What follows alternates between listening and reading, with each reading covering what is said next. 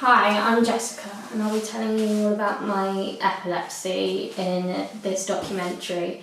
To be honest, I have felt quite nervous about making this documentary because I have been quite in my shell for quite a few years or whatever, and it's kind of hard for me to show people a part of me or a version of me. To be honest, what helps me get through stressful times is I have a lot of people that mean so much to me. I have my grandmother. Sadly, one of the people that I have the most significant relationship with was my grandfather, and he passed. What is even more sad is that he was so excited to watch this documentary, and part of me feels like I'm doing this in his honour. I feel like it's he was the most important person to me. My friends, Joel, Emma, Isabel and Bilal, they are very fun, and it's we make each other laugh, and because I'm the oldest one in the group, I can kind of help them really with their work as much as they help me with mine, and I kind of feel that it's a little bit weird being the older person in the friendship group when everyone in the friendship group is younger than you. That is what's really funny. So that's my friends at college, my mum and dad, my friends outside of college, the ones in Watford. They make me laugh and they've always been there for me. Hello, I'm Martin Hatfield. I'm the Baptist minister here at Kings Hill Baptist Church, and I'm talking to Jess today about her time as a member of our church and about her experiences as somebody living with epilepsy. Hello Jess, how are you? Yeah, I'm good. Okay, good. What do you think of me as a person, and what do you think of me like as a person in church? Okay. Yeah. Okay, that's quite a big question, Jess. And so I think it's really nice that we have somebody who is young. You're not quite the youngest person in our church, but you are nearly the youngest person in our church. You're certainly the youngest adult in our church. And so Yeah. it's really nice for us as a church community to know that we have youth and we have energy and enthusiasm, and we see some of that in you, so that's lovely. It's good that you're very good at being involved in what we do in church in a lot of different ways. I love the fact that you, especially lately, have shown a real interest in being part of our services by reading the Bible, and you've expressed that particularly by reading a translation that actually you have found good to read in modern language that's kind of meaningful to you, and we've been sharing that with the rest of the congregation, haven't we? Yeah. That's been good. I know I've had seizures here at church. Like, apart from that, you kind of already answered. What do you think about that, like, after, when I've had seizures, and how I am? So, I've always been really impressed, Jess, that you are happy to keep coming back, and you want to keep being part of our church community, and we really want you to be part of that too. So I'm really pleased that you. I remember when after the first time you had a seizure, I remember asking you, were you okay that I kept the church service going? So we made sure you had all the care and attention that you needed at that moment, but the service kept going. We didn't ignore what was going on with you, but we said, okay, that's happening there. That's all right, we're going to keep going. And I think I remember you saying that was what you wanted, and that was good because you didn't want to feel like there was anything. Yeah. We weren't making a big thing out of your seizure, but we were carrying on and saying this is something that is regular for Jess, and we can carry on without having to disrupt everything. I kind of think it's kind of embarrassing that I have like fits anyway, but I kind of think it's embarrassing to have it in public, or like I was kind of embarrassed to have it here. Yeah. You carried it on. I think, and I think I'd always want to listen to what you wanted about that, Jess. And if you ever said to me, next time I have a seizure, I don't know what you might say, but you might say you wanted something different. And I would want to listen to what you were saying, and I would hope that I'd be able to help with what you wanted at that moment. I think that one thing I'd want to say is that actually you've expressed that you feel embarrassed about having seizures. Yeah. And I'd want to say that actually nobody here minds that you're having a seizure. Nobody here thinks any less of you for being Jess, because we know that seizures are a part of what you have to live with at the moment. Yeah, and we I hope, don't like that. Yeah. I mean, we hope that one day they'll be much more easily controlled and managed. Yeah. Is that something you hope for as well? Yeah, I hope for that as well, because I really don't like that. I really don't like that. I'm not surprised. Yeah, I'm not surprised. Yeah. So, what else can I answer for you? Oh my gosh, I'm not sure. I wondered if there's something else I could share with you about. So what else would I want you to know? I would want you to know, Jess, that, we've talked a lot in the past I'm trying to work out how many years ago that just over there I baptised you. How many years ago was that, do you think? I was 5? 10 when you first came here, but I think I was probably 12 or 13 when you baptised me. I think that's probably about right. Yeah, that would sound about right, which would be about 5 years ago, wouldn't it? Yeah. Yeah. So, and so obviously this church is, that's the official moment where we recognise publicly that you're part of a church community, you're part of following life with Jesus, and you're part of this. And I know that through the conversations we had while you were getting ready for that, you know that Jesus loves you, Jess, for who you are. Yeah. And that actually, any of the conditions that you live with day by day, all of those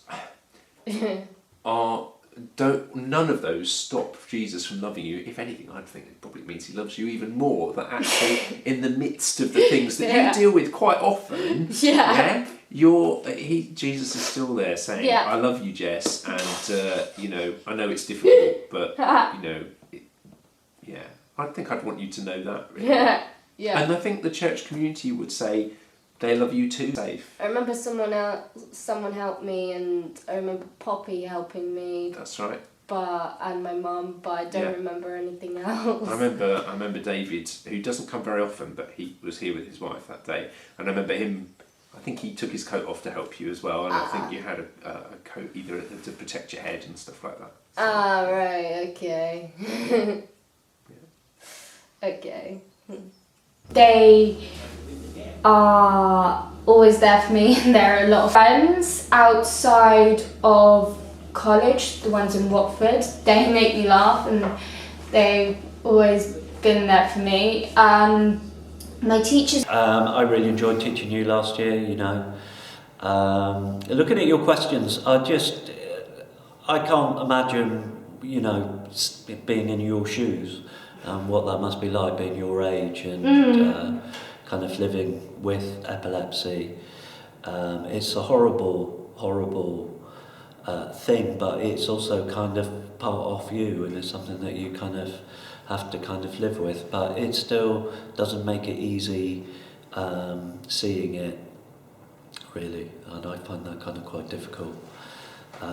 My brother-in-law had a collie dog that in its later life that had epilepsy, and it was just distressing, very distressing. So one thing that strikes me about what you're having to go through is you do it with amazing humour. So all power, Jess. All power. Yeah.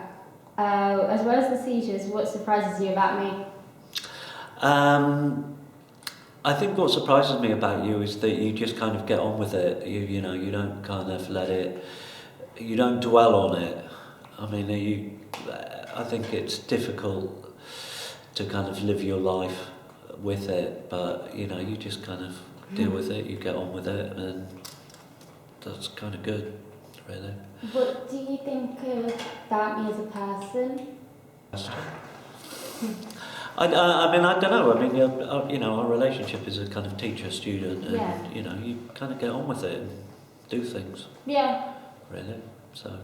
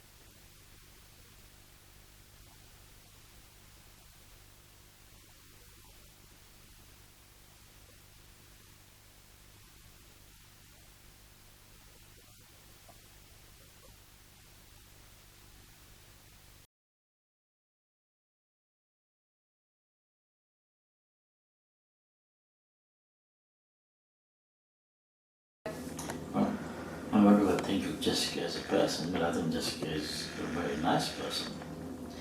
She's not without her faults, but she's a happy, gregarious person. She's friendly, she's got friends, she likes jokes. She's got quite a sense of humour, hasn't she? A very good sense of humour. I think she's kind. She's very kind indeed. I think she's caring. Yes. And you can see that in the way she, I was going to say, interacts with their cousins and things like that. Yes. It's generally a happy soul, really. She is. And helpful. So, as a child, I think she didn't always find it easy to interact with other children, and was quite a loner, I think, wasn't she, both at preschool and her sort of lower schools. And I suppose when we found out when she was about 12 that she had autism, yes, it made sense of a lot of that, didn't it? That she was perhaps a bit different from other children her age. And also the fact that she was bullied because of her autism and the way she... Yeah, that was really hard to... The way she presented herself. Yeah. And... But I guess she's, as we know now, she's been autistic all her life, which is the case with autism. You're born with it. So she's had a lot to struggle with. growing up in that respect, I think. But she's also been very brave with it. You know, she's able to hold her own, and you know. And I think then, coupled with her autism, then she now has to try and manage her epilepsy, which is quite hard, isn't it? Yes. And again, going back to when she was at preschool, that's when she was diagnosed first with a form of epilepsy, which was characterised by absences, wasn't it? So myoclonia. But when, so sometimes we'd catch her just miles away and we'd be talking to her and she just wasn't there. Other times her eyes would roll right back, wouldn't they? And I think that was part of what gave that original diagnosis. But they wondered originally if it was going to be childhood absence epilepsy, which you grow out of. But of course it's turned out not to be that, and she hasn't grown out of it. But they did say that she wouldn't have tonic-clonic seizures with that particular diagnosis. So the fact that she had her first tonic-clonic seizure when she was doing her GCSEs on the 19th of July. On the 19th of July. 2019, I think it was. That was quite shocking for all of us, wasn't it? 6 p.m. we got a shock. 6 a.m. Sorry, 6 a.m. in the morning. Yeah. And she fell out of the shower. That's right. I think we'd got up early because we were going somewhere, weren't we? And she decided to have her shower earlier. Yes. And plans went astray then. We ended up in casualty with having called an ambulance. Yes. And unfortunately, she's had roughly 2 seizures every month since she was 16. Since 2019, yes. So that's been really tough for her, and I think there's been occasions where she's had 1 a week for about a 5-week period, which has been absolutely exhausting for her and quite difficult to sort of manage different family events and things that where it's happened. And often when she's excited or apprehensive about something can bring on a seizure.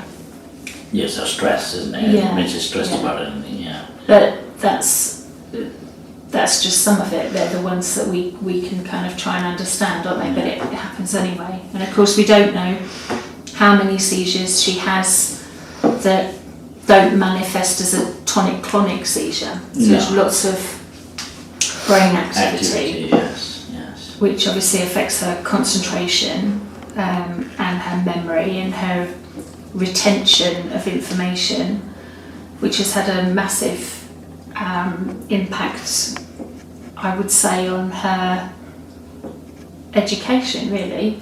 Yeah, and also her social life. Mm-hmm. Because epilepsy, is not a nice thing to have. Having seen lots of epilepsy over the years, epileptic fits and what they used to call in the old days grand mal seizures. It never is a nice thing to see. Or when it happens, it's quite a shock, really. And then when she comes round from the seizure, if it's a particularly bad one, she might be sick. That's not nice for her. She almost always needs to sleep for quite a long time, actually, afterwards. She remains disorientated and sometimes in time and place, doesn't she, for a while?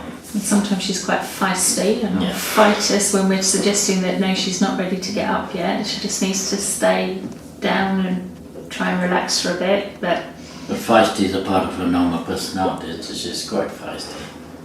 She's quite rebellious. But it can be quite noticeable, can't it, after she's had a seizure? Yes. And her speech isn't normal for her. Sometimes she's quite shouty, isn't she? Yeah. But other than that, everything else is pretty normal with Jessica. But I suppose what's normal for us with Jessica is perhaps not normal for somebody else who hasn't got any of those things, or doesn't see any of those things on a normal day-to-day basis, you know. And I think in the main, she doesn't let it get her down, and she's still striving for, to achieve the things that she wants to achieve. But then there's always times where actually it's really hard, and she does get very low. And I think we've heard her say different times, haven't we, that she can cope with being autistic. It's the epilepsy that is the most difficult for her. Yes, it's in terms of interfering with getting a things she job wants to or do. going somewhere or taking on any sports or anything like that. It's epilepsy, isn't it? Yeah, because things like swimming now she can't do. She used to like rock climbing and was getting quite good at that, and she's not allowed to do that. She's not allowed to do horse riding. No. It's very hard to watch someone you love having to battle with that on such an ongoing basis, and I think she's got a hospital admission coming up for 5 days that they're hoping to try and understand what's going on for her. So I'm going to John Radcliffe now, and as if you can hear, I can't concentrate. It's very difficult to think about what I'm gonna be enduring, but we'll have a little, we'll see what's gonna happen. Alright. So now I've got all this stuff stuck on me and a fisherman's net on my head, so that's fun. And Episode suddenly played. yeah. Okay. So we'll have to wait and see what happens, but I definitely feel like this is old-fashioned by the way it is under my, tied under my neck, but yeah, this, fisherman's net on my head. Really weird. Oh yeah, and check this out. Check this. Oh wait, no, I can't, can I? Nope. So now I've got all this stuff stuck on me and a fisherman's net on my head, so that's fun. And Episode suddenly played. yeah. Okay. So we'll have to wait and see what happens, but I definitely feel like this is old-fashioned by the way it is under my, tied under my neck, but yeah, this, fisherman's net on my head. Really weird. Oh yeah, and check this out. Check this. Oh wait, no.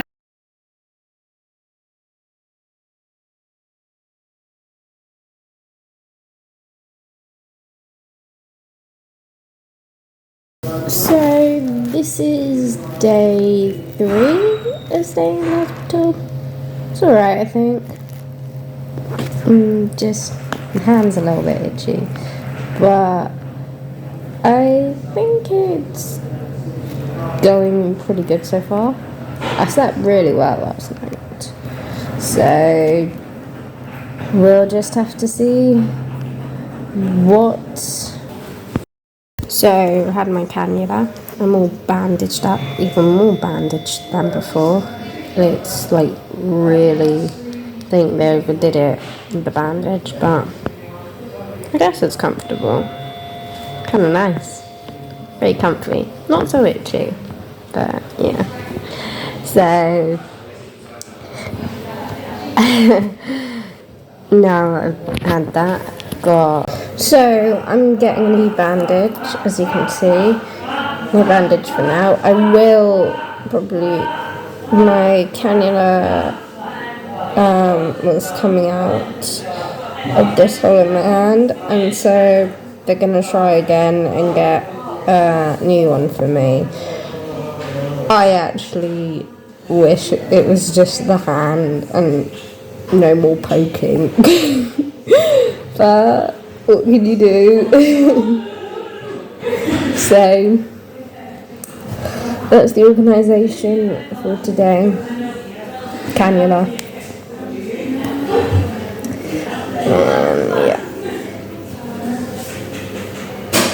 So bandage has been changed, and yeah, my hand still hurts. And someone's just come in to take my lunch order, and it's 9 a.m. in the morning. Luckily, I've got a few things with me. I've got my street Bible. I've got Double. I've got Uno. Some flashcards and some notes. So hopefully that'll be a couple of things to keep me occupied. Just a bit annoying. I hate feeling like I'm on the outside looking in. Really annoying.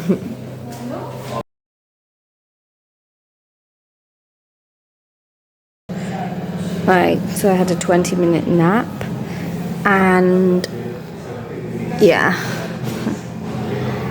it was kind of insane. So I think the plan is for today, I do a little bit of coursework, I watch a film while I have my lunch, and then I'll probably do some maths revision. But yeah, I genuinely, that's just a guess. I don't necessarily know how today is going to go, but that's all I can tell you for now, because sleeping without the cap on tonight. Tomorrow is my last day in hospital, and we shall see how it goes tomorrow. But today, I think I'm going to turn in early because, yeah, and these wires are giving me anxiety. So many loose wires. Oh my gosh. So yeah, I will talk soon. I'm now in my pajamas and in my hospital bed. It's really weird. So yeah, I haven't had the video telemetry, but I've got this on, and yeah, it's really strange. It's really strange to be here as well. So I had a seizure earlier, like when I woke up after breakfast. Obviously, I was so... It must be even more terrible for Jessica to experience it all, isn't it? Because she's the one who experiences the epilepsy and the after effects and the pre-shocks. I think she experiences other people's reactions to it, probably. I think it's unlikely when she's going through it that she has any knowledge of what's happening in that sense. It's more of a coming around and realising, oh no,